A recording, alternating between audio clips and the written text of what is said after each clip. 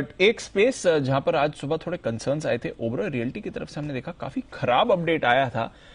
और ये सिर्फ ओबरॉय रियल्टी तक लिमिटेड नहीं है। जो सिचुएशन दिखा रही है रियल एस्टेट बैक की, बाकी कंपनीज को भी परेशानी आ सकती है, क्योंकि घरों की मांग में आपने गिरावट आती हुई देखी। तो एक बार इस ट्रेंड को जरा समझा जाए, कहां पर हो रहा है, ये शॉर्ट लिव्ड है या फिर एक नई मूव बनती हुई दिख रही है।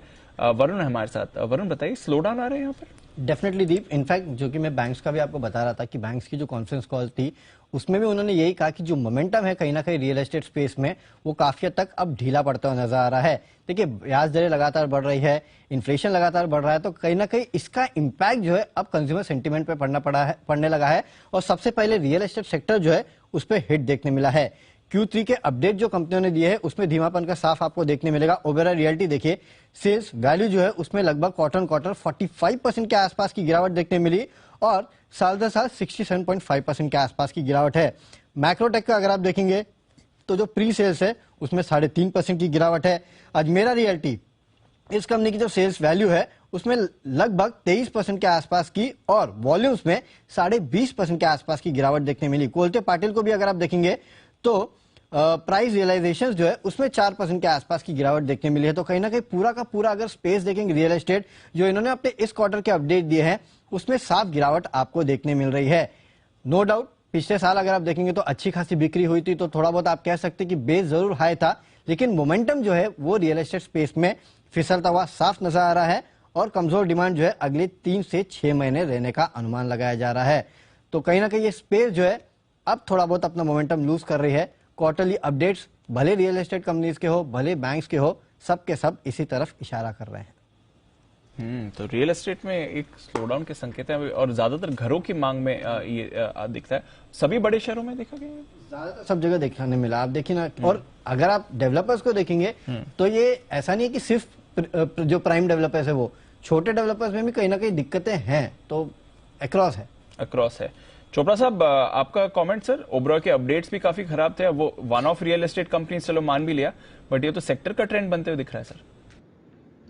दीप, हमने देखा ड्यूरिंग कोविड जब एकदम से रियल एस्टेट में मांग आई और बहुत अच्छी मांग थी, उसका एक मेजर कारण था कि इंटरेस्ट रेट्स बहुत कम थे, नीचे थे, और जो भी रियल एस्टेट बिकता है वो जनरली कहीं ना कहीं लोन लिंक्ड होता है। जनरली मैं कहूंगा करीब 80% लोग तो जरूर लोन लेते ही हैं, 20% लोग कैश डाउन लेते होंगे। तो जैसे ही इंटरेस्ट रेट्स बढ़ते हैं तो थोड़ा सा जो थोड़ा क्या काफी हद तक ये इम्पैक्ट करता है, क्योंकि इंटरेस्ट रेट सेंसिटिव सेक्टर है।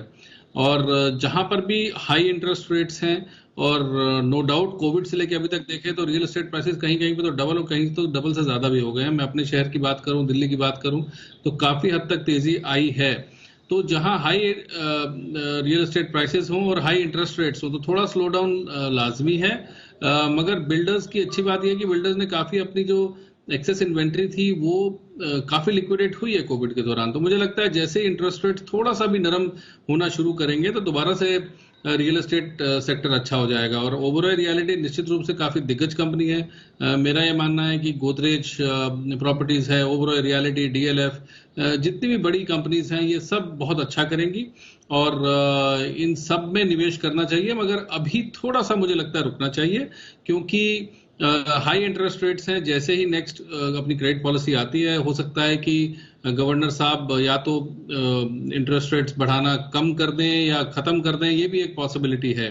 तो वहां से मुझे लगता है दोबारा से एक बार इस सिक्लिकल तेजी होनी चाहिए और कुछ एक से 2 साल तक चलनी चाहिए। तो real estate as a sector अच्छा है, मगर फिलहाल प्रेशर में है, क्योंकि रेट ऑफ इंटरेस्ट बहुत हाई है और बिल्डर्स के लिए भी थोड़ा सा चैलेंजिंग हो जाता है, क्योंकि बिल्डर्स का भी काफी लेवरेज रहता है बैंकों से और इंस्टीट्यूशन से। तो उनका भी जो कॉस्ट ऑफ कंस्ट्रक्शन है, जो कॉस्ट ऑफ कैपिटल है, वो बढ़ जाता है, तो इस कारण से इम्पैक्ट पड़ता है बैलेंस शीट पे। तो सारा का सारा मुझे लगता है कि कहीं ना कहीं इंटरेस्ट रेट लिंक्ड है आपके लिए पूरे के पूरे रियल एस्टेट सेक्टर पर राय।